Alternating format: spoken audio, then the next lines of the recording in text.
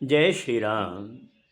रामायण सिंधी शायरी में व्याख्या हिंदी में पृष्ठ 77 पृष्ठ 76 पर अरण्यकांड की तस्वीर है। इसके पहले बताया गया था कि जब श्री राम के समझाने पर भरत अयोध्या पर वापस आते हैं तो वे राजमहल में नहीं रहते हैं, नंदी गांव में एक झोपड़ी बनाकर ऋषि मुनियों की तरह रहने लगते हैं और नित्य चरण पादुकाओं की पूजा करके उनसे आज्ञा लेकर अवधपुरी का राजपाट संभालने लगते हैं। अब आगे अरण्यकांड। गुलहिक भेरे चूंडे आया, उन जगह खुद राम बनाया। सीता खेस कसा पहराया, पर्वत ते पोवेहण आया। एक दिन श्री राम ने फूल चुनकर लाए और उनके गहने बनाकर, खुद अपने हाथ से गहने बनाकर सीता को पहनाए और फिर दोनों पर्वत पर बैठने के लिए आए। उठत इंद्र जो जयंत आहे, रघुवर जो बल पर खण चाहे। साहु समुद्र जो केवली चाहे, काऊ बणी सो आयो काहे। इंद्र का पुत्र जिसका नाम जयंत है, वो इस बार रघुवर की शक्ति को परखना चाहते हैं। ऐसा लगता है जैसे एक चींटी समुद्र की गहराई को नापने आई है। अब वो जयंत कौवा बनकर आता है। मूर्ख सीता चरण पसेथो, चिबहणी झट सा उडरे थो। राम डिठो रत वहंदो आयो, सरकंडे जो तीर चढ़ायो।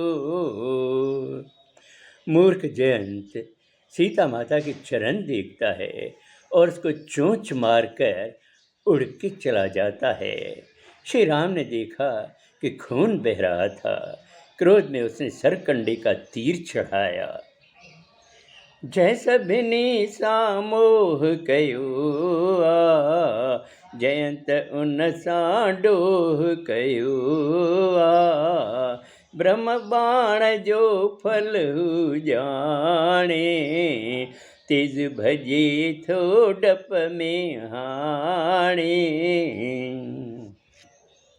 जिस श्री राम ने सबको प्यार किया है, उसके साथ जयंत ने धोखा किया। और जब श्री राम ने बाण चढ़ाया तो जयंत समझ गया कि अब उसका अंत निश्चित है, क्योंकि वो ब्रह्म बाण का फल समझता है और फिर तेज भागने लगता है डर के मारे। इंद्र तरफ हुडकंदो आयो, सभिनी देवन खे बाडायो।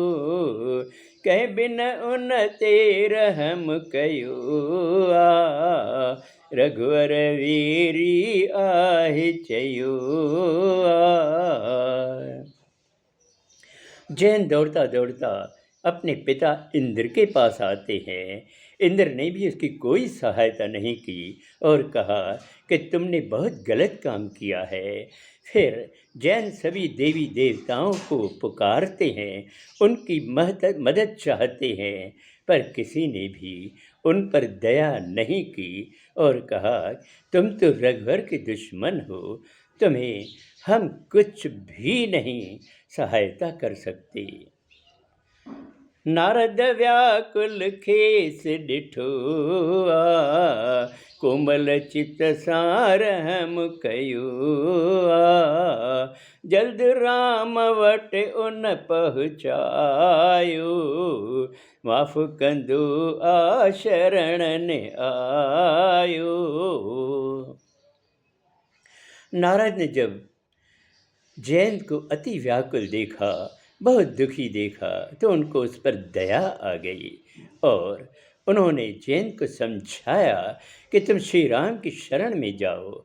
वो शरण में आए हुए हर प्राणी को माफ़ कर देते हैं, तुम्हें भी माफ़ कर देंगे।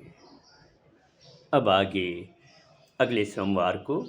जय श्री राम।